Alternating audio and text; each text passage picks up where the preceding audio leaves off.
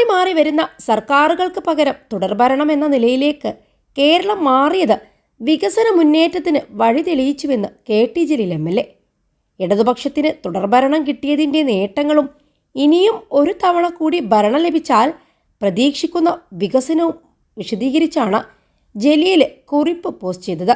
എന്നാൽ ഇടതുപക്ഷത്തിന് തുടർഭരണം ലഭിച്ച പശ്ചിമ ബംഗാളിൽ CPM 0 ആണ് എന്ന കമന്റുകൾ കുറിപ്പിന് താഴെയും വരുന്നുണ്ട്. മുഖ്യമന്ത്രി പിണറായി വിജയനെ പുകഴ്ത്തുന്ന ഫേസ്ബുക്ക് കുറിപ്പ്. ലഹരിക്കെതിരായ പോരാട്ടത്തിലും സർക്കാർ നേട്ടം കൈവരിക്കുമെന്ന് പറയുന്നു. വിദ്യാഭ്യാസം, ആരോഗ്യം, പാർപ്പിടം, ക്ഷേമ പെൻഷൻ തുടങ്ങി എല്ലാ മേഖലകളിലും കേരളം കൈവരിച്ച നേട്ടങ്ങൾ KT ജലീൽ എടുത്തു പറയുന്നുണ്ട്. വർഗീയത ചെറുത്തു തോൽപ്പിക്കേണ്ട ആവശ്യകതയും ഗുജറാത്ത് കലാപ സാഹചര്യം സൂചിപ്പിച്ച് കുറിപ്പിൽ പറയുന്നു. കുറിപ്പിൻ്റെ പൂർണ്ണരൂപം ഇങ്ങനെയാണ്: ചുവപ്പിന് 3-ാം ഊഴം. ഓരോ 5 വർഷവും മാറി മാറി വരുന്ന സർക്കാരുകൾ ഭരിക്കുന്ന സംസ്ഥാനമെന്ന അപഖ്യാതി കേരളത്തിന് മാറിക്കിട്ടിയത് വലിയൊരു അനുഗ്രഹമായി. അത് വികസന രംഗത്തുണ്ടാക്കിയ കുതിച്ചുചാട്ടം എല്ലാ വിവരങ്ങൾക്കും അപ്പുറമാണ്. പരിമിതമായ 5 വർഷ അജണ്ടകളാണ് കേരളത്തെ പല രംഗത്തും പിറകോട്ടടിപ്പിച്ചത്. ആർക്കും ധൈര്യപ്പെട്ട് ഒന്നിനും മുതിരാൻ കഴിയാത്ത സാഹചര്യം ഒരു തരം 5 വർഷ കാഴ്ചപ്പാട്. 3 ലക്ഷത്തോളം സന്തുഷ്ടരായ ഉപഭോക്താക്കളും 2 ലക്ഷത്തോളം തിമിര ശസ്ത്രക്രിയകളും പൂർത്തിയാക്കിയ മലബാറിലെ ഏക കണ്ണാശുപത്രി Al Salama high hospital, hospital road, Perinthalmanna.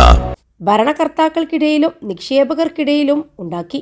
National highway വൈകിയതിൻ്റെ കാരണവും ഗെയിൽ വാതക പൈപ്പ് ലൈൻ യാഥാർത്ഥ്യമാക്കാതിരുന്നതിൻ്റെ അടിസ്ഥാനവും ഇടമൺ കൊച്ചി പവർ ഹൈവേ നടപ്പാക്കാൻ താമസിച്ചതും മാലിന്യ കൂമ്പാരങ്ങളിൽ നിന്ന് പൂർണ്ണമായും മുക്തമാകാൻ കേരളത്തിന് കഴിയാതെ പോയതും വിഴിഞ്ഞം തുറമുഖം അനന്തമായി വൈകിയതുമെല്ലാം ഇച്ഛാശക്തിയുള്ള ഒരു ഭരണകർത്താവിൻ്റെ തുടർഭരണത്തിൻ്റെ അഭാവമാണ്.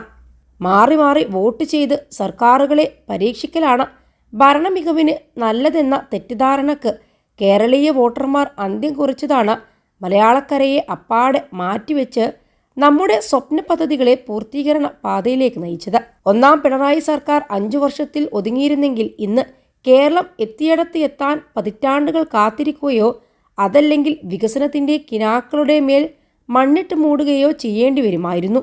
ഒരു 3-ാം ഊഴം ചുവപ്പിന് കിട്ടിയാൽ പിടിച്ചാൽ കിട്ടാത്ത ഉയരത്തിലേക്ക് കേരളം വികസിക്കും. വിഴിഞ്ഞം തുറമുഖം അതിൻ്റെ സമ്പൂർണ്ണത കൈവരിക്കാൻ, കേരയിൽ സാക്ഷാത്കരിക്കാൻ മോഹവില നൽകി മറ്റ് ദേശീയപാതകൾക്കും സ്ഥലമേറ്റെടുത്ത് ഹൈവേ അതോറിറ്റിക്ക് കൈമാറാൻ, വ്യാവസായിക വളർച്ചയുടെ സൂചിക മുന്നോട്ട് ചലിപ്പിക്കാൻ, വൃത്തിയുടെ കാര്യത്തിൽ കേരള സംസ്ഥാനത്തെ യൂറോപ്യൻ രാജ്യങ്ങളുടെ ഒപ്പമെത്തിക്കാൻ, ഭാരതത്തിലെ ഏറ്റവും സുരക്ഷിതമായ വിദ്യാഭ്യാസ ഹബ്ബായി കേരളത്തെ വളർത്താൻ ചുവപ്പിൻ്റെ 3-ാം ഊഴത്തിനെ കളമൊരുക്കാനാകൂ എന്ന കുറിപ്പാണ് KT ജലീൽ പങ്കുവച്ചത്.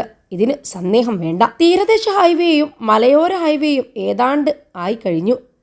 ദേശീയപാതയുടെ ഭാഗമായി കേരളത്തിൽ ഉൾനാടൻ ജലഗതാഗതം പ്രചാരം നേടുകയാണെന്നും ജലപാത കടന്നു പോകുന്ന ഇടങ്ങളിൽ പാലങ്ങൾക്കും റെഗുലേറ്ററുകൾക്കുമെല്ലാം ആവശ്യമായ ബോട്ട് ചാനലുകളുടെ നിർമ്മാണം പുരോഗമിച്ചു വരികയാണെന്നും പൊന്നാനിയിൽ പൂർത്തിയായെന്നും KT ജലീൽ പറയുന്നുണ്ട്. ഇങ്ങനെ തുടങ്ങി ഒരു വലിയ കുറിപ്പാണ് KT ജലീൽ പങ്കുവച്ചത്.